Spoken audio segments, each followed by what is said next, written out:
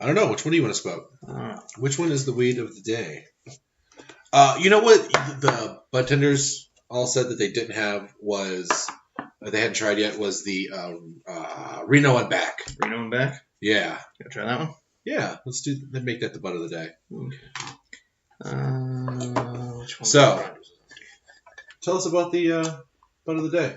Bud of the day is Reno and back. It's a hybrid sativa. 21.99% THC, 0 to 0.02% CBD.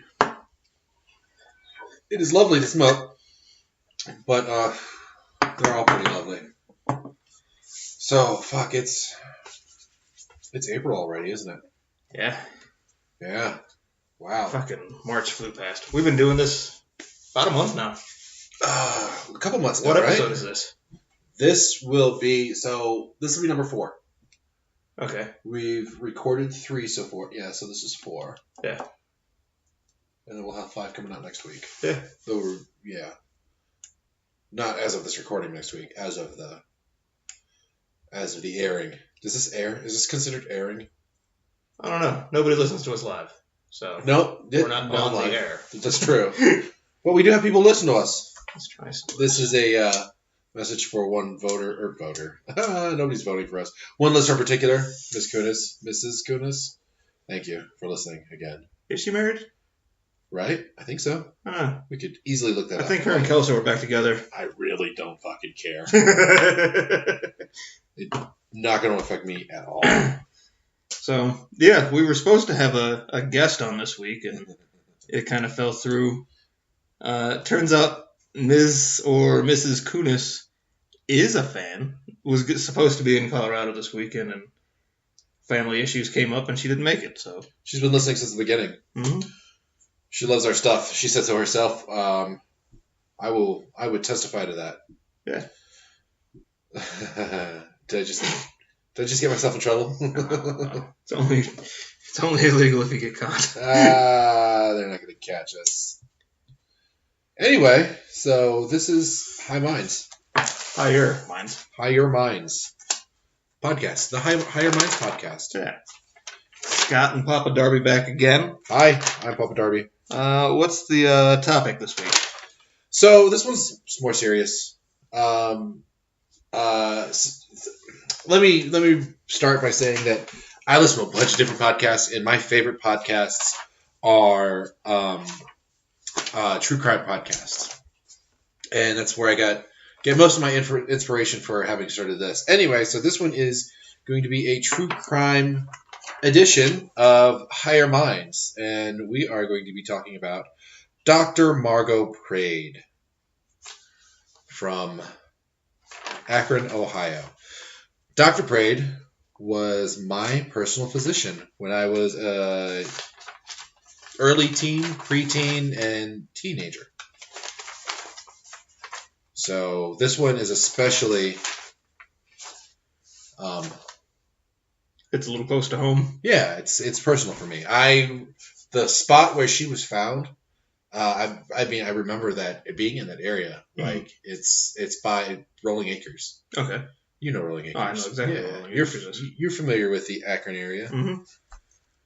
So anyway, yeah, we're going to be doing that. Cool. I had never even heard of this until you brought it up just a couple days ago when she canceled on us. So Yeah, damn it. We were going to have a good discussion about something in Russian because, everybody at that table is fluent in Russian. I'm kidding. She is. I'm not. I don't think you are either. are we talking about the same Mila?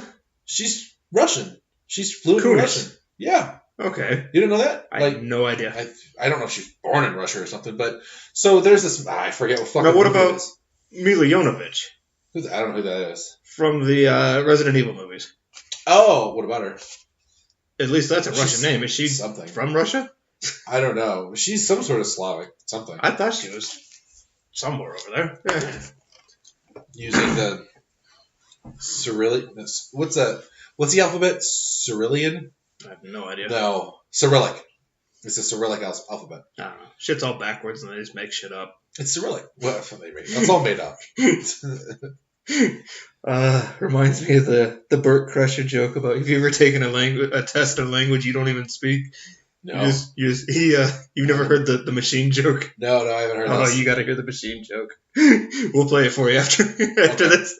All right. But You listeners don't he dare. faked his Look it way up. through a college Russian course. And he said about taking tests, he's just making up. He's like square, circle, squiggle. Actually, I think I might have heard that before. So, I want to let you guys know that where I got my information. So some of it was Wikipedia, some of it was just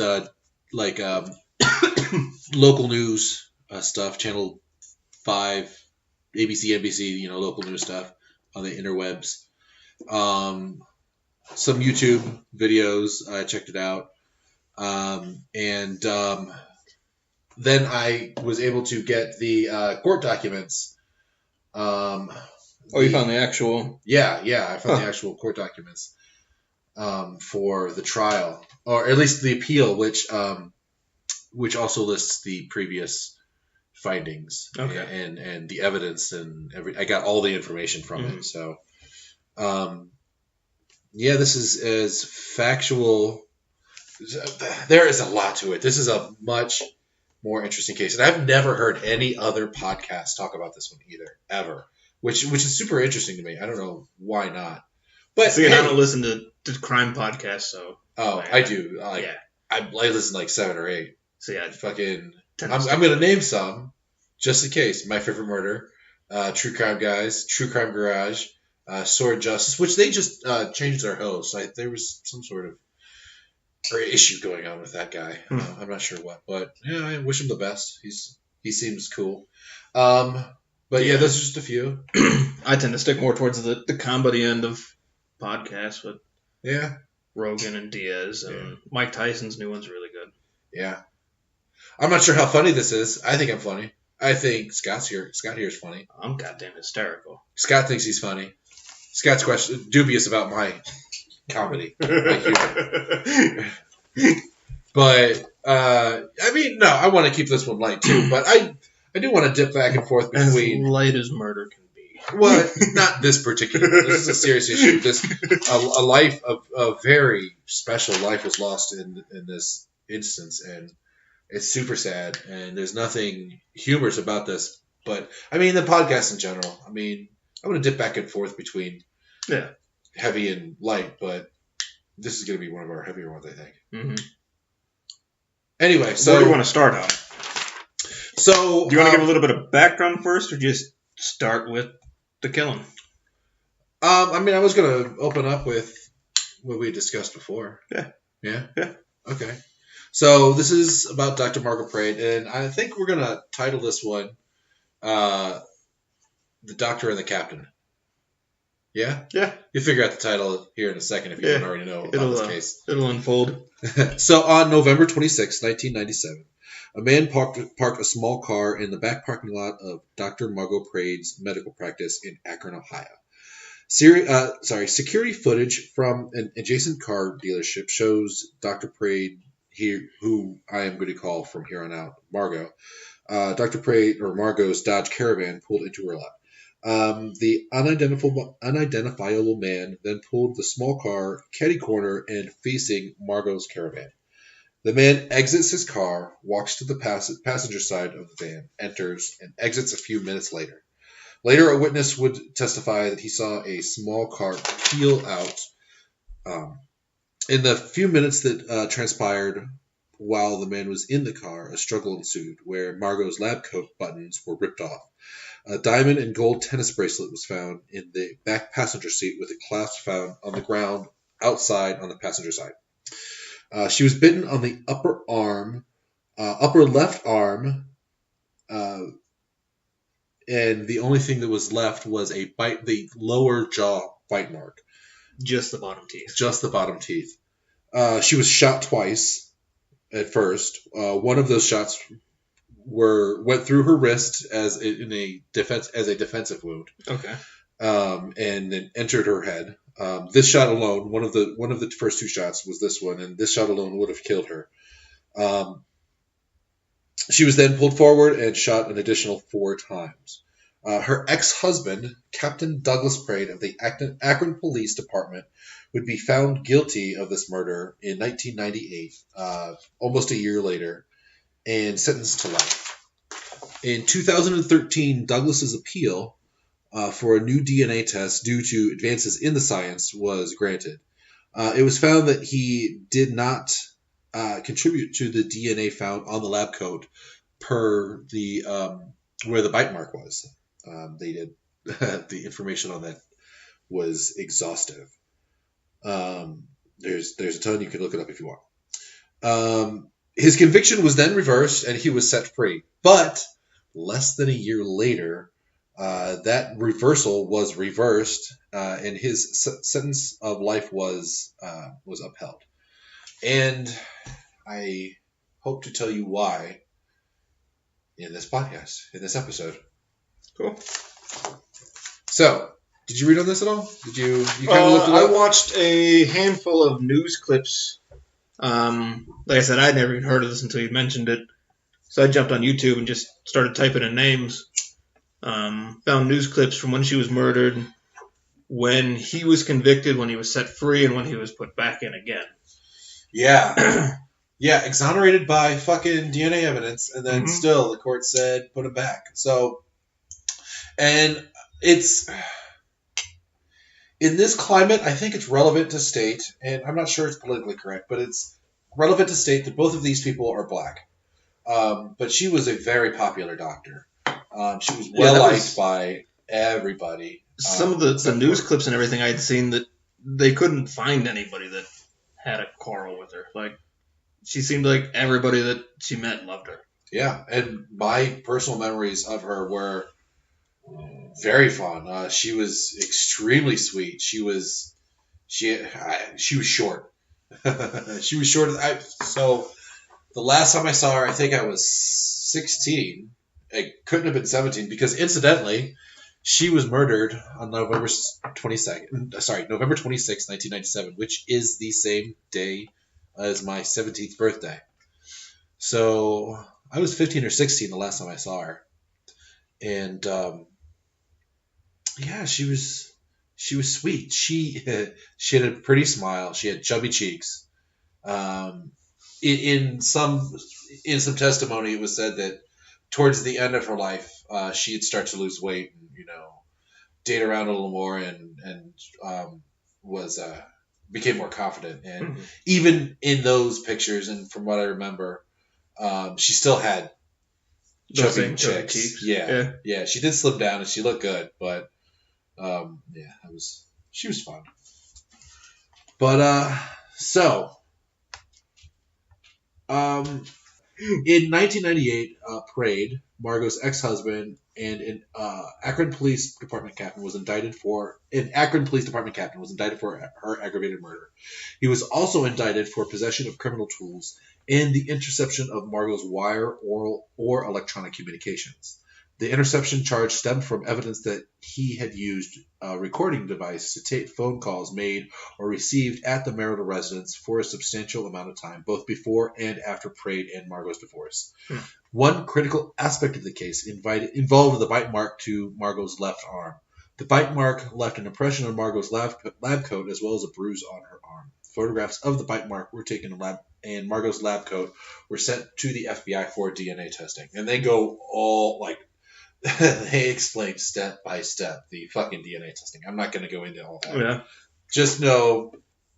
So they tested it twice. They tested it during the first trial, and they were able to tell that there was a male. Okay. But they weren't able to identify who the male was, right. Even though the captain volunteered both teeth impressions and he volunteered DNA. Yeah, they took teeth impressions of basically everybody in the family, it sounded like. Yeah. The thing I found interesting is that the bite mark is just the bottom teeth, and Douglas Prade had false teeth on the top.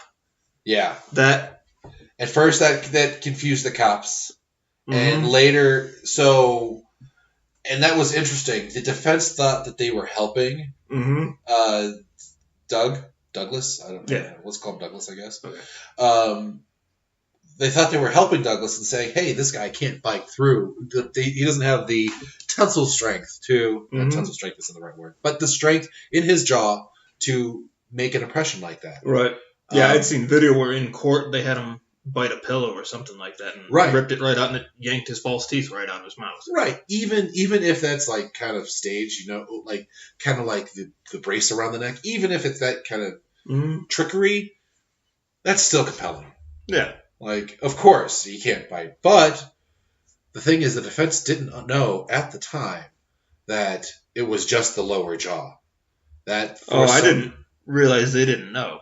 Yeah, for some reason that wasn't part of the they didn't know for some reason. Huh. So they used that as defense, and then the cops were like, "Oh, wait, that makes sense." They didn't know why there was only a lower jaw then, because what are they dealing with just a lower jaw? That's crazy. Did somebody just press her with a denture? Right. But the thing is, so it was her upper left arm. And if she's sitting in the driver's seat, right, and the person got in the passenger seat, that doesn't make any sense at all. The only thing that I can unless you're British and driving the wrong damn side of the road. Well, there's that, but that's not the case. She was in an American Dodge Caravan, 97. In fact, I think is what he said. Brand new. It was. Yeah, she's a doctor. Well, yeah. In fact, it states that. I guess I'm not outing anybody. It states that she made 130 or some shit that year. Really? Yeah. That's damn good money in the 90s. Oh, yeah. That's damn good money now, but... Yeah. 20 years ago. That could definitely buy the newest Dodge Caravan. Mm-hmm. Yeah. So she was... The only thing that I could figure is... I can see two scenarios. A hugging-like scenario. The head has got to be next to the left shoulder. So maybe there's a hug and there was an attack at that point. Or, okay, so imagine whoever was in the passenger seat has a gun and they start swinging around. Her first instinct is to like push it away, probably with two arms or her whole body or something. And maybe she had a hold of it and somebody came in like this over top of her and bit her because she was a small woman anyway. Yeah, she looks small in the pictures. Yeah, she's I don't remember and I don't know if her stats are in here. I didn't see any stats, but I'm going to guess she was 5'4". Okay. She was an itty bitty woman. Yeah. And Captain Prade was apparently a tall. They say he's a tall, bald man. Yeah. Yeah, in the court videos and everything I'd seen, he looked like a relatively tall guy, 6 foot plus, I'd say. I guess not 6'4". Between 6'2", right? Yeah, probably 6'3". Yeah, 6'3" tops would be my guess.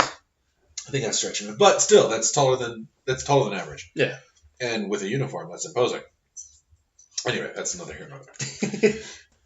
So, you know what? At this point, let's state that we're recording a little differently. Recording directly from the laptop because we were having some technical issues. Mm-hmm. So any ambient noise, we apologize for. We'll fix it later or something. Yeah. We got dogs in the house, so yeah, we've got equipment on the way. So this will start sounding more professional here shortly. Maybe after the next episode. Yeah, probably at least 2 episodes from now. We'll be sitting good. Better. This episode and one more. Yeah. Better. This is a work in progress. So, this is the appeal. So while serving his life sentence,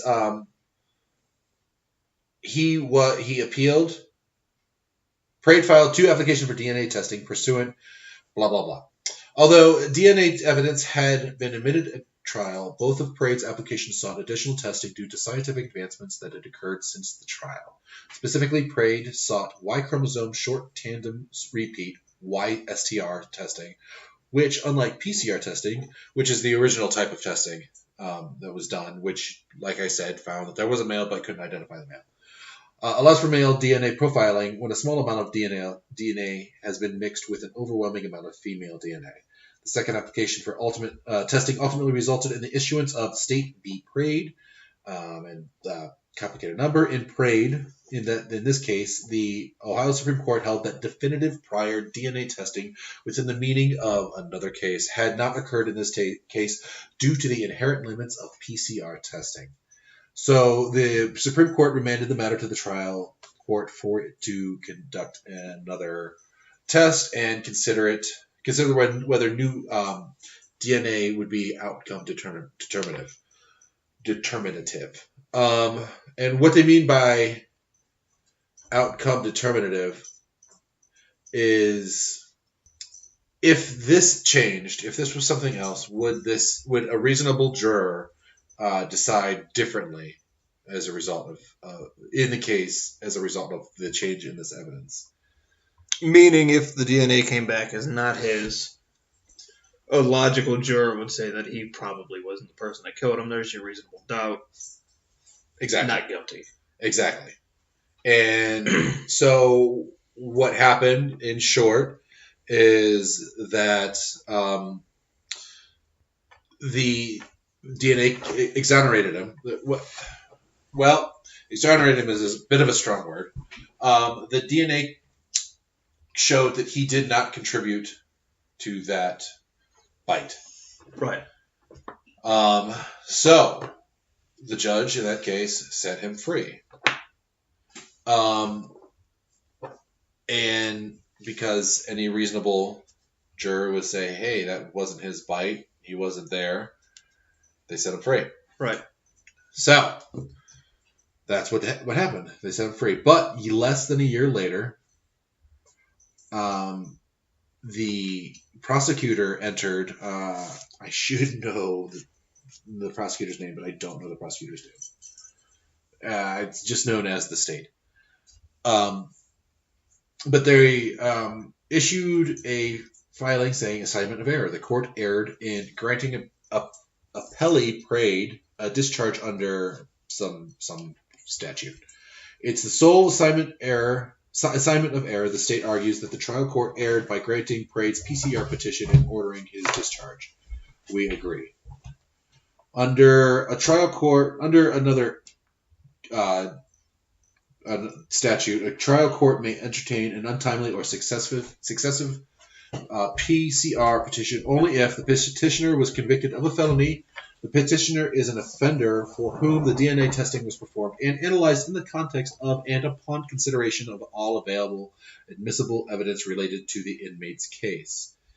And the result of the DNA testing established by clear and convincing evidence actual innocence of the felony offense. The phrase actual innocence means that had the results of the DNA testing conducted been presented at trial and had those results been analyzed in the context of and upon consideration of all available admissible evidence related to the person's case, no reasonable fact finder would have found the petitioner guilty of the offense of which the petitioner was convicted. So, this is the state saying that the state erred in granting his freedom because what he filed for was a reconsideration of the DNA without reconsidering all the other evidence. And the thing is so when I got to this point of the case, I was like, well, what the fuck? That's some fucking bullshit. This fucking rule was written so motherfuckers who are exonerated can't get out because of some fucking technicality. And I'm thinking here, an innocent man is sitting here in jail after he was set free because some stupid motherfucker. I mean, that's un-American. That's fucking stupid. Then I read the evidence. Because in the case filing, it says all that shit, and then it goes into, well, and here's the rest of that evidence, and this is what was not considered. And there is a bunch that was not considered. Well, I had saw that he had been stalking her and shit for quite a while, it looked like. Well, okay. Leading up to this. For instance, yeah. The, smoking some bowl. That's nice.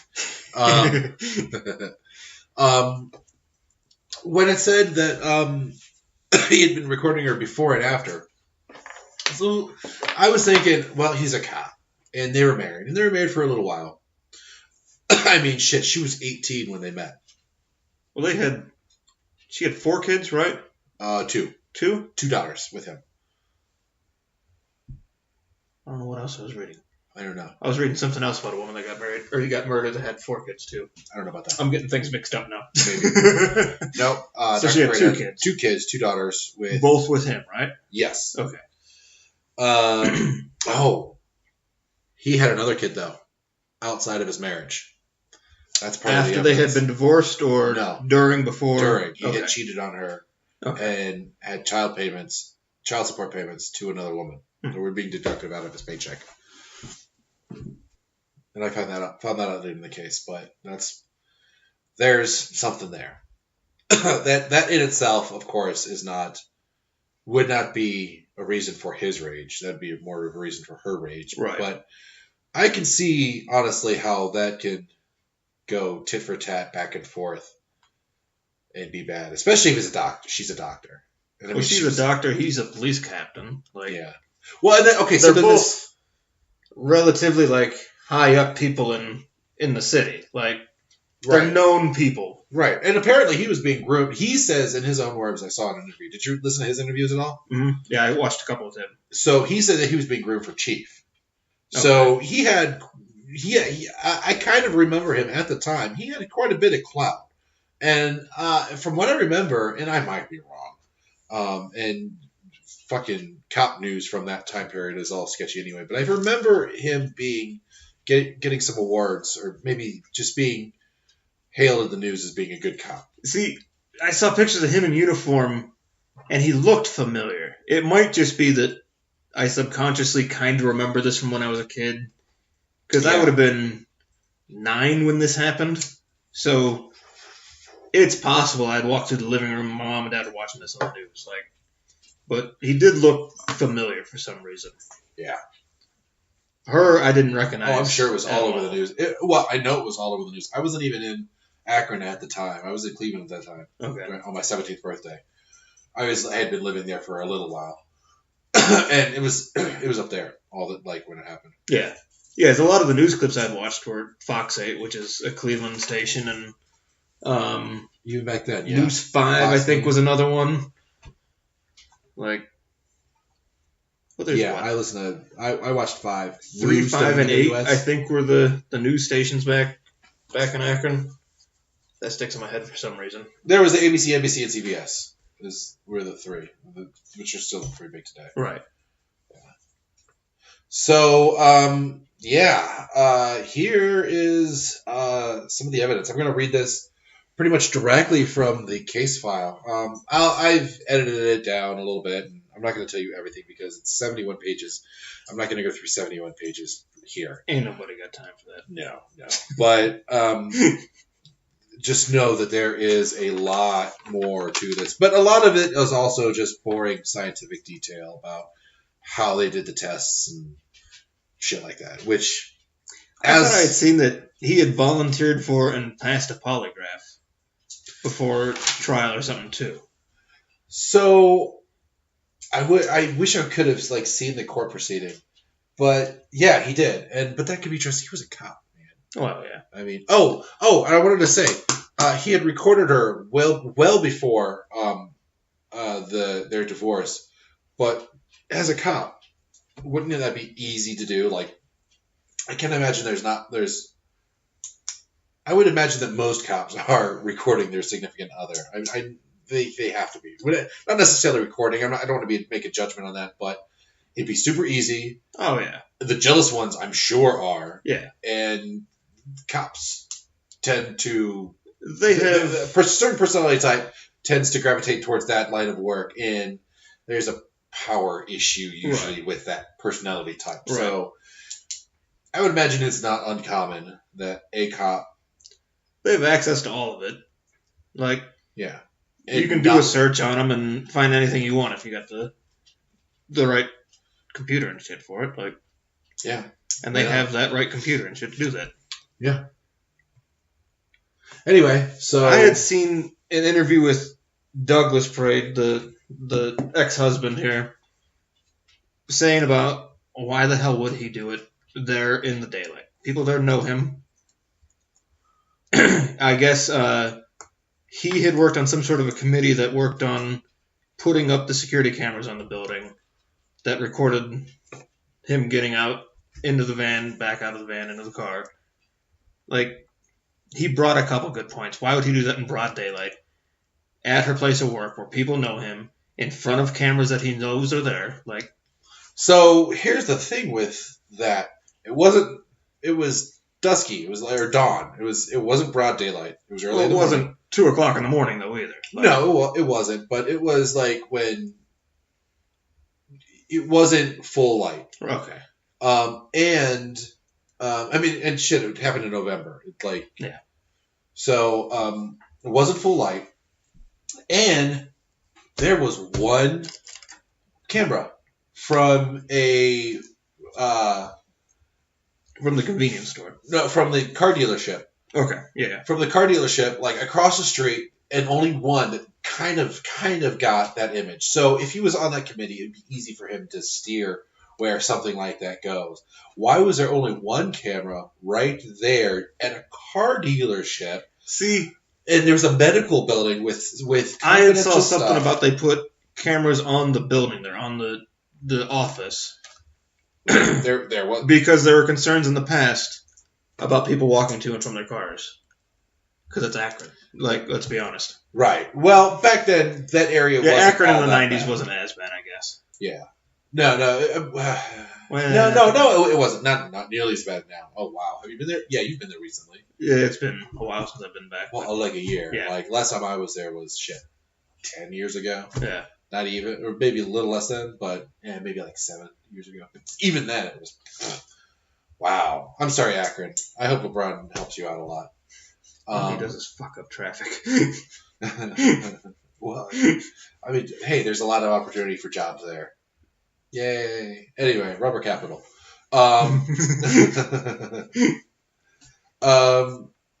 So yeah, there is no video of any part of that section of the parking lot. There's just a very far away, grainy video of somebody doing this. Okay. You can't even tell if it's a black or white person. It's like that bad of quality. Well, this is also 1997 video surveillance. But they had, I mean, you've watched movies from back then.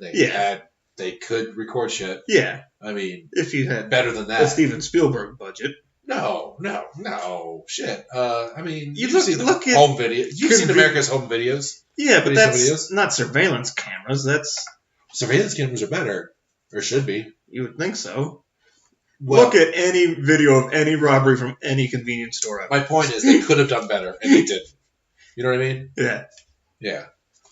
So, anyway, here's some of the backstory of like how it got to the murder.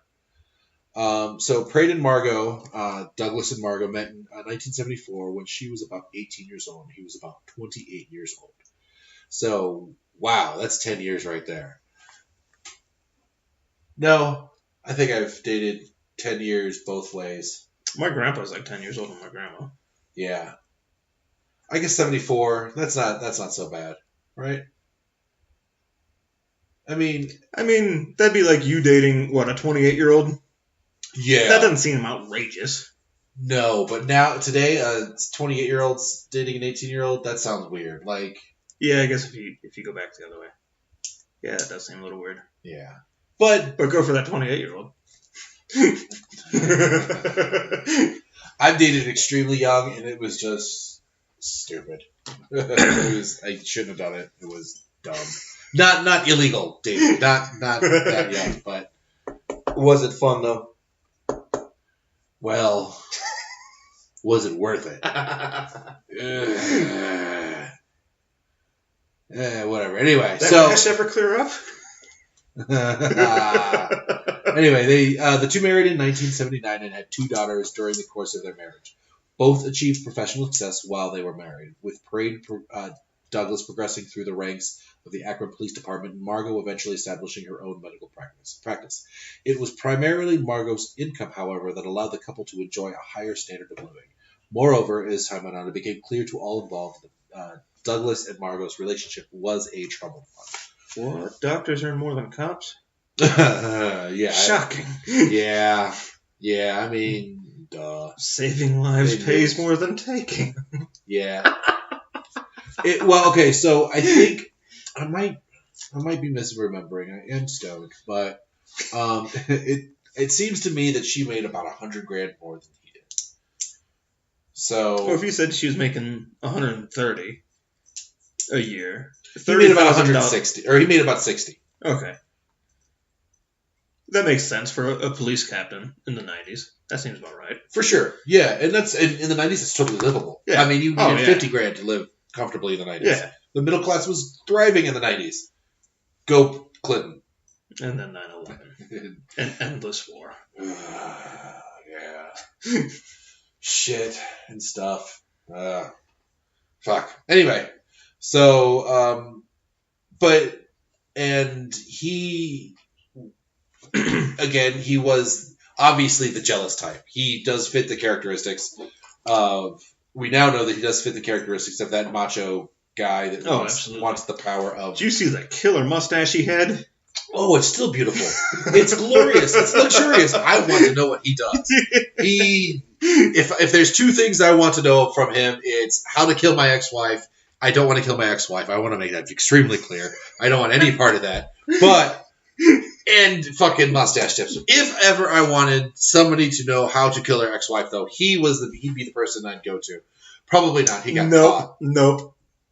Well, you know what? He got caught going OJ, a bunch of circumstantial. OJ killed an ex-wife and walked. OJ That's had the dude money. I'm taking tips from. It's money. That was money. All of it was money.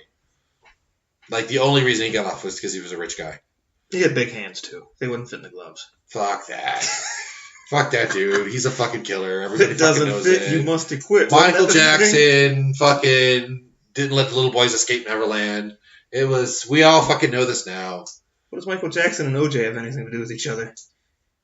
Things that we know happen now that people denied back then. I love that OJ wrote a book about if he did it. That's a moneymaker, right? Hell yeah. It still gets references. It won't stop getting references. Yeah. You know what? He probably a good time for wife murdering.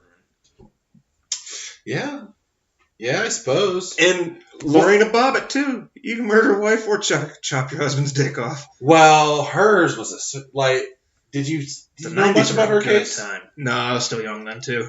Oh. Well, recently they came out with some documentary. I forget what it was. And I've heard the commentary on the documentary. I haven't seen it myself. I don't give a fuck, really, too much. But if you don't know, fucking Lorena Bobbitt was married to John Wayne Bobbitt, who was a piece of shit, abusive, dickhead, cheating, philandering, motherfucking asshole of a husband, who raped his wife, and she had enough, and she chopped his dick off in a blind rage and threw it out the window. I'm not so sure about the blind rage part. She claims a bit of amnesia. I'm not so sure about that, but hey, if you're an abusive asshole, cheating, philandering, beating, raping man at all, you don't deserve your dick. I'm cool with it being separated. Anyway. Is he still dickless, or did they put that back on? No. Did they have that ability in the 90s? They did, and then he went to a fucking quack to get it enlarged, and he fucked it up. I haven't seen it myself, but thank you, Last Podcast on the Left, another one I listen to all the time. Apparently, he was in a porn called Frankenwiener, where it's all sorts of fucked up. Like it's like he can't use it anymore. Like it's inoperable. I'm going to the internet. Oh, we're going to the internet. While he goes to the internet. What was his name? John what? John Wayne Bobbitt. Go to Frankenwiener. Frankenweenie or Frankenwiener? I think it's Frankenwiener, because Frankenweenie is a kid's book. Anyway, I'm going to tell you a little more about the relationship between Doug and Margo. Several other friends and associates of Margo also testified at trial regarding Margo's fear of Prade. Brenda Weems, a friend of Margot's, testified that she wanted Margo and the children to stay with her on at least one occasion after Margo described a fight she had with Douglas because it caused Weems to fear for Margo's safety. Weems stated that Margo feared Douglas, as did Dane Arnold, Margo's niece, Frances Fowler, Margo's sister, Frances Ellison, Margo's friend, and the wife of a fellow officer of Prade's, Joyce Foster, Margo's office manager, and Donzella Anushkowitz, I believe. Sorry if I fucked that up. Margo's friend. Anushkowitz testified that while Margo and Prade were still married, Prade would often show up in uniform when Margo went out and socialized with a friend. So this motherfucker was stalking his wife and was clearly jealous. And we know this now because of the tapes that we know he recorded. Were confiscated by the police. Do you want to see this dick? He says slyly with a gleam in his eye. All right, let's see that dick. Oh, what was he trying to do? It's so bad. Oh, that's horrible. It's like it's the same shape and color of Mario mushrooms. Some of the Mario mushrooms. Yeah. What? And it doesn't work. Apparently, he can't use it anymore. He can use it for urination. Oh, it's fucked up looking. So, John Wayne Bobbitt Porno will bring up the fucked up dick pic. Warning: this podcast is not for children. I guess we can get back to the podcast now. Still in progress. That was from National Lampoon creator. I forget what it was. Anyway, funny shit. Anyway, so Annalisa Williams, Margo's divorce lawyer, testified that Margo first approached her about separating from Prade in 1993. She was killed in 1997, and this is 4 years before. So Williams testified that Margo was interested in a separation rather than a divorce, and had her draft a separate agreement on a few occasions. Williams stated that she sent Prade several drafts of separation agreements over the years, but that Prade never responded to them, and Douglas never responded to them, and Margo never wanted to follow through with the divorce. According to Williams, almost every year after 93, Margo would come in to say things aren't working out. Finally, in December of 1996, Margo decided that she wanted a divorce. Williams testified that Margo had started seeing another man at the time, had started losing weight, and was very happy and ready to have a new life and start all over. So they had been divorced less than a year before she was murdered. Right. And she was legally cheating on her husband at the time, which it's never a good idea. I never, what am I trying to say? Always get out of an abusive relationship. Always get out of a bad relationship. If it's not making you happy, it's not for you, it's not worth it, just fucking get out. But I mean, I'm just saying there are relationships that can work, that do work, that are people happy. HK, one of the most beautiful couples I've ever seen. Yeah.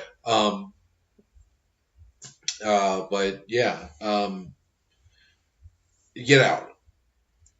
But I'm never a proponent of cheating. Yeah. I think you should wait. Like, maybe there's somebody you're interested in towards the end, but wait. So that was our couple of our pooches. Ours. Mine didn't sound anything like that. That was yours. So I have a Chihuahua. She's awesome, but she's also, hey, stop it. Yeah. And then there's another one. Yeah. He has a Chihuahua. Meanwhile, I have a Rottweiler. Yes. And his dog's literally like the size of my dog's head, and they get along great. Ew. Mulder bosses her around. Mulder is my dog, the Chihuahua. Anyway. Off topic. That's cool. So, Al Strong. This is the man that she was dating at first.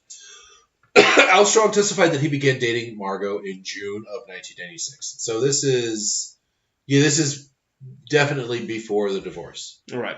Before she and Prade. 6 months before.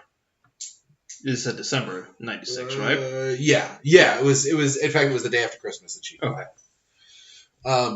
I'll get to that in a little bit. But so yeah, 6 months before she divorced. Um, uh, Though Margo was living with Douglas at the time still, so I'm sure they were sleeping in different rooms, or maybe they were. I can't speculate on another person's marriage, but Margo assured Strong that her relationship with Douglas had been over for about 2 years, and she had planned to divorce him. Directly after Margo filed for divorce, she and Strong attended a first night event in Akron. I remember first night. Yeah, first night is the New Year's Eve Mm-hmm. celebration in downtown Akron. Downtown. Yep. It's fun. I've been there several times. I mean, I was there as a kid. Everything I do now involves weed. I didn't smoke weed at that time. Well, no, I smoked weed, but I was with my mom at those times, and I can't imagine ever smoking weed with my mom. I was just gonna ask if you ever smoked with your No, mom. I've smoked with friends' moms, but not my own. I got my mom to eat a gummy with me one time. We never smoked though. No? Nah. Does she? Said she used to in high school, but that's been. What about her? 30 She's years. married now? Is there a boyfriend? Engaged. Yeah. Okay. How about her fiance? Does he smoke? No. He takes drug tests for work, so he can't. Yeah, you can tell me what he does later. You can tell me what he does later. Okay. Yeah, I don't necessarily want to out that guy. Well, you're testifying that he doesn't smoke, so. No. What's he do? Huh? What's he do? He's a heavy machinery equipment Good. mechanic I'm guy. glad he doesn't smoke. Works on bulldozers and dump trucks and Works on. giant shit. He's a mechanic. Yeah. Oh. Yeah, he works on shit with tires bigger than you are. Like, fucking big ass shit. You got big ass forearms? He's little scrawny shit. Really? Yeah. Yeah, he's like as big around as my leg. I've met him. I don't really remember how big he was. He was polite. I liked him. Yeah, he's a nice guy. Yeah, he's just a little scrawny guy. But I'm betting he has that old man scrawny guy strength. You know what I'm talking about? Yeah. I was about to say he's Or probably tough as nails. Yeah. Mm-hmm. Yeah, I bet he's one of those guys who, like, you shake his hand and he could just crush you. I kind of remember that being the case. I think he felt like so. I'm kind of a bigger dude, and I think I remember like towering over him. But then we shook hands or something. Well, I'm only 5'9", and I got an inch or so on him. Like he's 5'8" maybe. Oh, yeah. With boots on. I'm 6 foot 250. Yeah. So, yeah. But anyway, but then we shook hands, and he kind of crushed my hand. It was a little uncomfortable, and I think he felt he was just letting me know. Oh, okay, dude. I know. Yeah, he's got that scrawny old man strength. Old man, he's in his 50s. He's not that old. No, that's not that bad. That's not that old. No. Fucking, he's gray though, right? Grayish. Yeah. I'm 38. I've got some grays now. They're like noticeable now. Yeah. Yeah. Wait, you can't tell? You see them? Yeah, you got a few in there. You keep your your head shaved though, so you can't. Yeah. Tell. I wonder what that looks like, but. How thin is it up there? Oh. Like if you let it grow out for a little bit. Well, you can tell here, and this is a lot thinner than the rest of this. But I mean, I can still grow it, but I don't. See, it's easier just to shave it every morning. I'm pumped that I still have hair. My dad's got a little bird's nest going on. Both my grandpas are thin. Well, my mom's dad is bald, like Elmer Fudd bald. Yeah.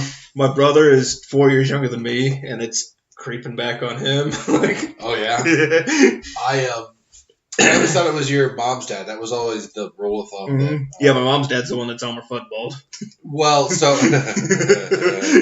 so I always thought that my grandfather, my maternal grandfather, always had a nice head of hair. I always thought I would have a nice head of hair, but nope, I have the same hair as my dad. Yeah. The exact same hairline as my dad. Yeah, my dad's dad, he's just thin. He's not bald, but like if the light's behind him, you can see straight through it. We are way fucking off topic again. So anyway, Margo was still living with Doug at the time, and when they went to the first night event in Akron, Margo's daughter was scheduled to sing at this event. Strong testified that Prade was also at Douglas was also at the event, and that while the two had never met, Prade said, "How are you doing, Al?" when they walked by each other. So Doug had already identified who this Al Strong guy is. So he knew who Creepy his wife number was one. cheating on him with. Yeah. Yeah. I'm sure he already did a background check. I'm sure he already knew everything. He did everything he policely could to him. And that's it's first instance of like real creepy. Right. Before this, his family members would testify that he was also had a short temper, and he would be very mean to her and say mean things to her. There was one instance where he would, I think, he shoved her face. I don't recall anything saying that he actually hit her, other than shoving her face, which is bad enough. Don't fucking, if you're with somebody that makes you want to shove your face, don't be with that fucking person. Anyway, so Strong then noticed that Douglas was videotaping him at one point during the event. So there's creepy number two. Strong testified that during the course of his friendship and relationship with Margo was wary about speaking on the phone in her home because she felt that Prade might be taping her conversations. We know that's true. We know that this had been true for years. I don't think I've gotten to the point where they've said how long, but it's been since like '94 that he'd been taping. To throw a little statistic in there for you, police officers abuse their wives at twice the national rate as non-police officers. An estimated 1 in 4 women suffer some sort of abuse within a relationship. It's 1 in 2 for women married to cops. At this point, I want to say I hate cruelty. What I hate most in the world, what I think needs to be eliminated, is cruelty. Always, always, always. I can agree with that. That includes cruel cops. Anybody who's cruel, but particularly cruel cops because of their power.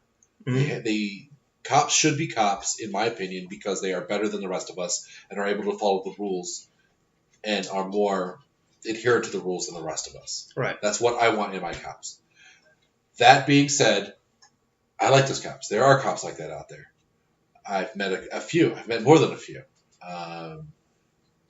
So, yay good cops. Boo bad cops. Yeah. Okay. But that's a shame. So it's common. It's not uncommon for a person like Prade, who we know already videotaped her, has already been stalking her and her boyfriend. Mm-hmm. It's not unreasonable to think that he was abusive as well. Yeah, if he's doing all that, the next step just makes sense that he'd be abusive. Yeah. So it was just after Christmas Day in 1996 when Margo filed for divorce. Williams testified that Williams, her lawyer, Margo and Douglas came to her office on January 4th of 1997 to discuss the last separation agreement that Williams had sent to Douglas on Margo's behalf. Williams described Douglas as very agitated during the meeting. She stated that Douglas told her that she probably had no idea that Margo was going around behaving like a slut. Douglas went on to say that he could prove that Margo was an unfit mother because she was whoring around, and that he could take the house from her and obtain spousal support from her if that was what he chose to do. Further, Douglas stated that he could not afford an attorney for the proceedings because he had spent thousands of dollars having someone follow Margo. Williams testified that Margo kept her head down during the meeting and was scared to death. At this point, I can see a lawyer saying objection. That's speculation. Or not speculation, that's hearsay. Williams would not be able to say in a court of law what Margo's internal state was like. She does not know that at all. She's not even in this case. So I'm not sure that she's qualified to say that. But that being said, you know what a scared person looks like. Mm-hmm. So he knew that he was paying somebody. He was going he was going beyond what he was capable to do as a cop, which is pretty extensive, to paying somebody to do more than he could do. Yeah, to follow his wife. Right. And to literally follow her, right? To keep tabs on her as she goes about her day or whatever. He doesn't say exactly. Okay.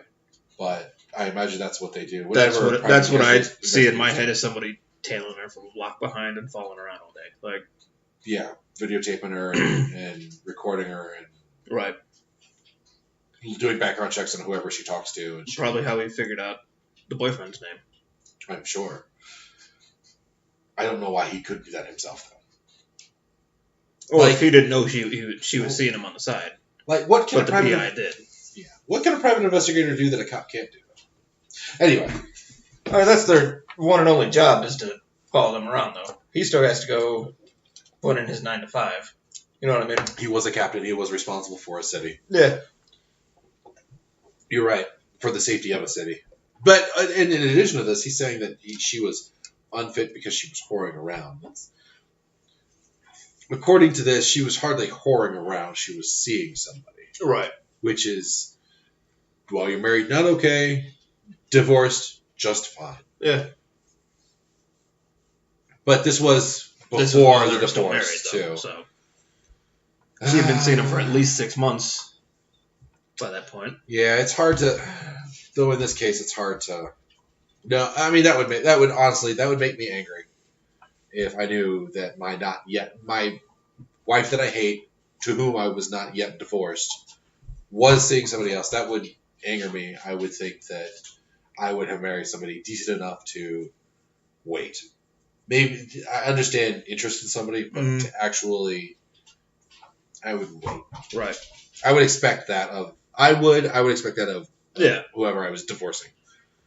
If that makes sense. Anyway.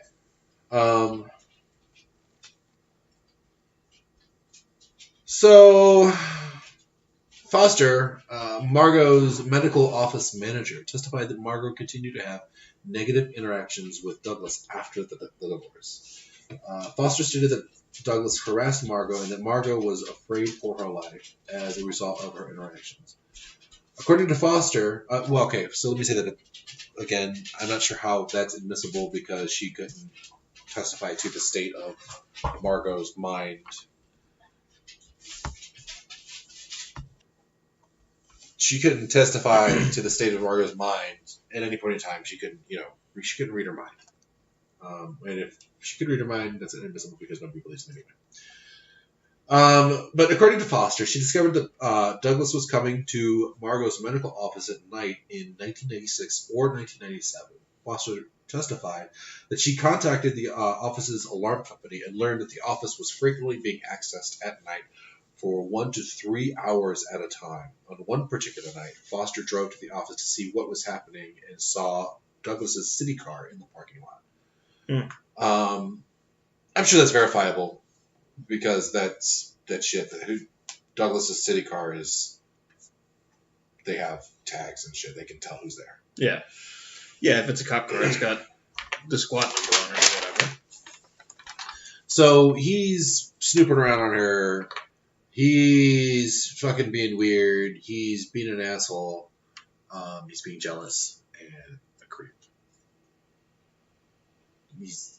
There's a lot of rage in this guy.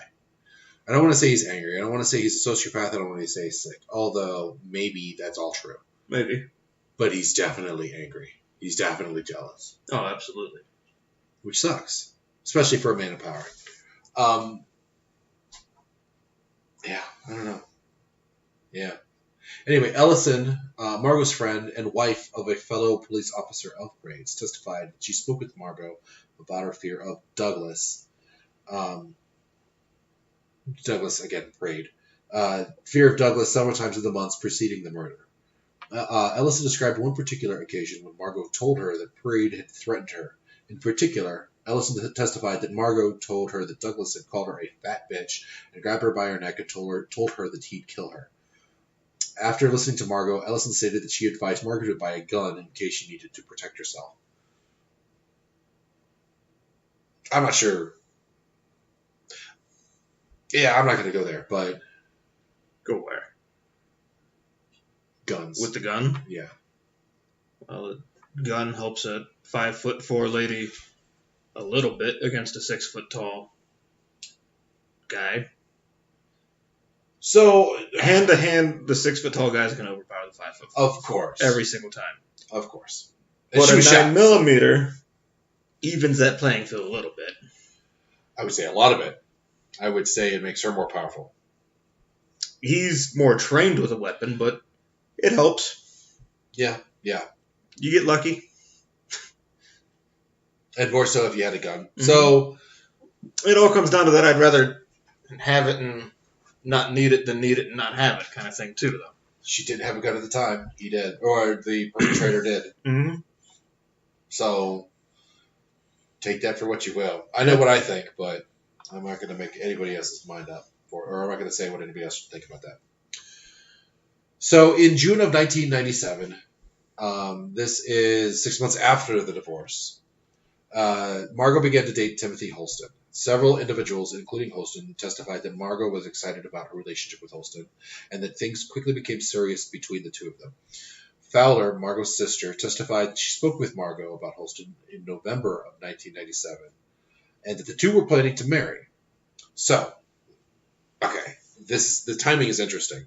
So, a year after she started dating the first guy, she started dating a second guy. Right? So, am I keeping my timeline straight here? Yes. Okay. Yeah. Okay. Yeah. But it's 6 months after she stopped dating the first guy. Right. Because apparently he separated somewhere close to the new year. Okay. And imagine... So they broke up about the same time they got the divorce, too.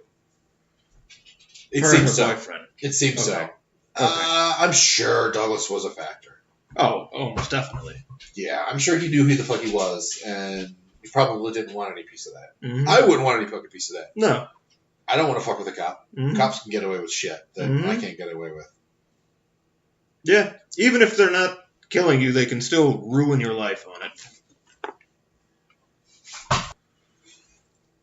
Yeah, I mean, even if he's not killing you, he can still have all his buddies pull you over if they see this car and he doesn't use his turn signal. Ticket. If he doesn't come to a full stop at every stop sign, ticket. Like, you police can ruin harassment. somebody. Oh, yeah. Oh, yeah. You can fuck somebody up with that shit. I have no interest in getting fucked up with that shit. So anyway, they want to marry. And this is interesting because at the end of November, towards the end of November, she's murdered. Mm-hmm. So this is weeks before, this conversation between her sister was weeks before her murder. Mm-hmm. We know that he took the calls, so we know that he probably had information that this was happening and imminent. Mm-hmm. Before this, I left out, she decided to petition for full custody as well. Mm. We know that he didn't make much money. He had child support for several different children. Is that your ass or your phone? That was my phone. Okay. My ass. That was my ass. So he was paying child support to several children. There was something in here saying that. How many did he have out of wedlock with? I think just Margo. One. Just the one? I think one. I think just one. Okay. So, but it said in here in the court proceeding, and I'm not quoting this, that it went, his deductions from his paycheck went from $250 to over $500. So, if he was having to fight for custody, he didn't have the money for a lawyer. Mm-hmm. He was stressed. He was angry. His ex-wife, who was fucking his by fucking God's right, fucking, and I'm putting that into his mouth. I'm not saying that he said that, but this is fucking his. This is guys like this think that their wives or the girlfriends or whatever are their possessions. She was going to be somebody else's possession. Not only that, they had kids together, and that they she wanted full custody, and that guy was going to get the kids, and he Mhm. knew all of this shit. Yep. And I mean, I think the divorce rate of cops is above the national average too. I think it is, yeah. And this shit happens all the time. He knows what was going to happen or what was informed. Fuck, I've been divorced. I know what I know what this shit is like. I'm nowhere near fucking Douglas Prade's mental state or anything. I would never have been anywhere near Douglas Prade's mental state. So I don't really get this guy, but I do get the anger and the frustration about this. And if a guy with this much ego, who was the fucking captain, was a captain in the fucking police department, was getting his ass handed to her by his ex-wife, I totally understand. Here's It's going to explode with the news that she wants to get married. Divorce rate for police officers. Typically, the police divorce rate is high. On average, larger departments are around 70 to 80% divorced. Wow. So that's way high. I don't know if I think it's half, Akron right? would qualify as like a larger department. It's a decent sized city. He knows what's happening to him. Mm-hmm. And furthermore, Holston testified that he and Margo had talked about having children, and that she wanted to learn about having a tubal ligation reversal so that she could have another child.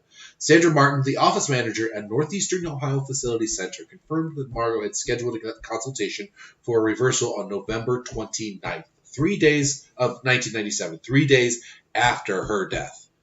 He fucking knew this. Holston also testified that he and Margo had planned on having Thanksgiving together November 27th, the day after her death, so that he could formally introduce her to the family.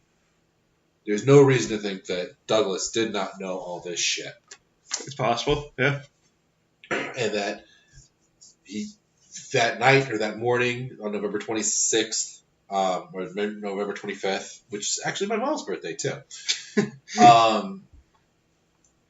they were talking on the phone, and Douglas is sitting there just listening to it, fuming and getting pissed about his ex-wife having a baby with somebody else, Mm-hmm. him, another man having possession of his kids, possession of his wife, possession of his house. Yeah. The fucking timeline, it is all adding up. It just adds up, yeah. This is stuff that I hadn't read about. Like I said, I just watched a whole bunch of news clips about this. This is all brand new information to me. Yeah. So, the weekend before Margo's murder, she and Holston took a trip to Las Vegas, where Margo attended a conference and introduced Holston to her sister. Holston testified that Margo was in a very joyful mood, and that Saturday became very upset after she phoned home and learned that Douglas was staying in there in her absence. So that motherfucker, while she's out on a trip, moved back into her fucking house. Like, you can't fucking do that. What is that shit? Dude saw an opportunity and he took it. Yeah, but again, he's intercepting her calls. He knows that she's happy and she's giddy, and that's just pissing him off more and more. Mm-hmm. So, Foster and Margo's manager, that's so fucked up. Fucking just moving back into somebody else's fucking house. She wasn't using it. So, Foster, Margo's office manager, spoke with Margo when she returned from Las Vegas, and also testified that Margo was very upset that Douglas had stayed at the marital home while she was gone. According to Foster, Margo intended to speak with Douglas about not staying at her home anymore. Foster testified that Margo planned to have that conversation with Prade on November 25th, the day before she was murdered. Wow, right? Yeah, they didn't have DNA, but yeah. what the fuck does this sound like? I mean, anyway. Now, okay, here's the money part. What happened to the gun that was used? It was never found. Okay. The murder weapon was never found. Because it was a .38 caliber, so Yes. I assume it was probably a police special. But by that point, they're using 9s. Yeah. Oh, in the 90s. Yeah. Yeah. Late 90s. Yeah, for sure. Yeah. So, But I mean, he has access to weapons easily. Yeah. Like, yeah. He's a captain. yeah. Anyway, so here's the money part. There was testimony at the trial that Margo continued to enjoy financial success in the months before her death. Douglas's financial outlook turned grim. Donald Corpora, the director of professional recruitment and human resources for Akron General Medical Center, testified that Margo's annual salary was $125. So I got that. Yeah, I was close. A year at the time of her, $125 a year at the time of her death. Meanwhile, Douglas's annual salary was approximately $6,100. Sorry, not 61. $61,000 a year. So you're damn close on both of those. So yeah. But yeah, that's twice. She made over twice what he made. Yeah. Mark Kuchenin, I don't know, the manager of Akron Police Department Credit Union, testified that Douglas's account reflected a balance of $9,005.45 in May of 1997. May 1997 was what? 6 months. 6 months before. 7 months, some shit like that. You can do the math, whatever. But that the balance had dropped to $1,475.15 November 5th. By November 5th of 1997. Ouch. So, of course, I mean, he was fighting for fucking custody. He was paying his. Well, okay, no, here comes the deductions. Robert White, an accounting and payroll manager of the city of Akron, also testified that various deductions affected Douglas's take-home pay. Well, White testified that Douglas had $372.23 in miscellaneous deductions taken from his paycheck at the beginning of 1997, but that amount increased to $513.46 in April of 1997 after Margo and Douglas divorced, and a child support order went into effect. So it's gotta hurt. Yeah. I mean, and he's living on his own for the first time. I was just going to say, he's got to get his own apartment or house or whatever the hell he's doing. He's got to be a father. He's got to be a cop. He's seeing the worst of fucking humanity. And I'm sure stalking people ain't cheap. Yeah, I mean, yeah. So Prade admitted during, Douglas admitted during cross-examination that he also paid child support by cash or money order to another woman with whom he had fathered a child while married to Prade. To Margo, I'm sorry.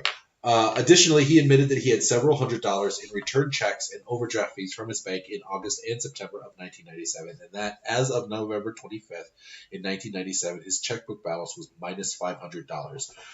So he's in this situation the day that fucking Margo is giving him shit about staying in his house. I mean, he probably, you know what? Maybe he didn't have food. Maybe he didn't have water. Maybe he didn't have electricity because his shit's negative 500. He's the fucking police captain. He's got this gig out.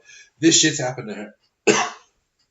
This shit's happened. He needs to pay for all of this shit. He's in dire straits. He's in the worst fucking position in his life. And then she calls up and fucking gives him shit for him trying to survive. I'm not fucking defending him. This motherfucker was a piece of shit before this shit happened. He definitely got himself into this position. I have no sympathy for this asshole motherfucker. But still, that is his state of mind. See where he's coming from. Like, yeah, you can see what led up to this. Yeah, exactly. So that goes to motive. He's obviously in despair. So on November 26th, the day of the murder, Margo went to Akron General Medical Center to conduct her rounds. Lori Collins, Margo's medical assistant, testified that Margo went to the hospital each morning to conduct rounds before driving to her medical office to begin seeing patients around 9:30 a.m. Collins testified that Margo usually entered the building through the back entrance, and after she parked her van in the back parking lot, Foster, Margo's office manager, testified that Margo called the office at about 8:50 a.m. that morning to let Collins know that she was on her way. Margo also called Robert Holmes, the lease manager from Rolling Acres Dodge. This Rolling Acres Dodge is the fucking... Yeah, that's the one right across from the mall, isn't it? Yeah. Oh yeah, this isn't the mall. This is the one that got her... this isn't the one that had her video. Okay. This is... Yeah, you're right. Because Rolling Acres was up there next to the mall. Rolling Acres is the mall. Sorry. Yeah, that car... It's right across the street. I know where that is. Right... Quantified is down the road a little bit. Viodum Boulevard. I forget. Pretty sure. Anyway, so Holmes testified that Margo left him a voicemail message at 9:05 a.m. asking about the status of the new car that she had ordered. Earlier it said that I also didn't say yet. It seemed that she needed a new car because Douglas still had a working key to the car that she was using. Oh, okay. Which goes to him being able to get into the car. Yeah. Anyway, so the video. Detective Edward Moriarty. I love that, Moriarty. You know what that's from? No. Oh, no? Moriarty is Sherlock Holmes' arch nemesis. Okay. Professor Moriarty. Anyway, Detective Moriarty testified that the videotape surveillance system at Rolling Acres Dodge. Oh, it was the same. I'm sorry, it was the same. Dealership. Anyway, the surveillance system at Rolling Acres Dodge was located directly next door to Margo's medical office, captured several details surrounding the murder. Specifically, one of the cameras in the lot included in its view the rear portion of Margo's medical building and its parking lot. Because the image quality was poor, Detective Moriarty eventually sent the footage to the Secret Service to see if its agents might be able to improve the quality of the images caught. The enhanced videotape from the Secret Service depicts Margo's van arriving at her office at 9:09 a.m. At least 7 minutes beforehand, a small car arrives and stays in the lot, circling on one occasion immediately before Margo arrives. As Margo parked her van, the driver of the small car repositions the car to bring it closer to Margo's van. The two vehicles are situated diagonally from one another, such that Margo would have had a clear view of the other car. At 9:10, a single figure emerges from the smaller car, walks over to Margo's van, and enters it on the passenger side. The single figure later emerges from the van at 9:12 a.m., walks back to the small car, and leaves while it is still 9:12 a.m. The quality of the videotape is so poor that no details can be garnished from the individual who enters Margo's van, other than the fact that it is a solitary individual. So 2 minutes. What's that? 2 minutes. 2 minutes. And it clearly had to be somebody she knew if she let him into the passenger side. Or somebody that had access otherwise, such as a key themselves. If that were the case, you don't think she'd scramble out the other side? Or you don't think they'd come and just open up the driver's door? What I'm saying is that Douglas did have one. So he is somebody that she knew. And he's somebody that, even if she didn't want to let in, is somebody that could have gotten in. Yeah. She knew that he was angry. She was afraid of him before. There's plenty of people that testify. There was people afraid for her. Yeah. So, in that time, she had been murdered. She had been shot 6 times. She'd been bitten. She'd had some jewelry and some clothes ripped. There was nothing stolen. She had her cell phone in there. She had, I think, a laptop. She had patient files. Like I said, there was jewelry still in there. She had a purse. Everything was still there. This was not... Yeah, it clearly wasn't a robbery. This was a murder. So, Collins, Margo's medical assistant, discovered Margo's body at about 10:25 a.m. So this is an hour and 13 minutes after the car pulled out. Right. Collins testified that all the doors in the van were closed, and when she peered through the window and saw Margo. According to Collins, Margo's body was positioned such that the upper half of it was stretched across the center of the van onto the passenger seat. Collins ran back inside as soon as she saw Margo and called 911 while Foster, the office manager, ran out to the van. Foster testified that she was able to pull open the driver's door to the van because it was unlocked. While trying to help Margo, Foster saw Margo's key on the floor of the van. She also noticed that Margo's purse was located right behind the driver's seat, along with several patient charts. Collins joined Foster outside when she finished calling 911 and was able to open the van's front door because it was unlocked. Collins also testified that Margo's keys were on the driver's side floor next to Margo's left foot. Later, it said that nothing had been ransacked or searched. Weapon was not discovered. There were 2 witnesses. There was one witness, a guy that was, and I'm not going to go into detail. I'm not going to read you directly from it. I'm just going to tell you what I know about it. There was a guy who worked at the car dealership next door. I think he was a sales guy. Mm-hmm. He said that he encountered a man walking past through the back of the dealership quickly away from that medical office, or in that direction. And he asked if he could help. He said, no, I'm just going to go in. Later, he noticed on the news and said to his girlfriend, who when he later testified this in court, and I think his girlfriend testified too, that later he said to his girlfriend that that's the guy that I saw walking past. And Douglas came by very shortly after he was notified by either call or radio that this had happened and this was his wife. So he came down there. He said that he was interviewed immediately. He said that he just came from working out, but the detective interviewing him, I forget her name, it was a woman detective, who said that he appeared to be clean, that he appeared to be showered. He said that he described in almost crazy detail the people that were there, what they did, their exercises, where they were, his routine. He described everything like with crazy detail. Later, those people were interviewed and said that they didn't really see him that morning. And one of those people that he said was in there wasn't even in there that morning. Another guy said that he saw him get into his car and drive away and peel out. That was one of the other witnesses. None of those witnesses who were interviewed, the ones outside of the gym situation, all those people tried to avoid the cops, avoid being interviewed. They were afraid that this was cop on cop and that they didn't want to get involved in that kind of shit. Mm-hmm. But anyway, make the end of there's still so many more details about this, but we know what happened. He was slightly exonerated through DNA, but because of this rule that I thought was written to keep motherfuckers like that in there because the government is never wrong. Turns out that there's a lot of fucking evidence. Yeah, a lot of very good. It's all circumstantial. But still circumstantial, yeah. But that's a lot of fucking circumstantial evidence. Yeah. And one piece of maybe not circumstantial. So I don't know what to think. Maybe it very much seems like it was him.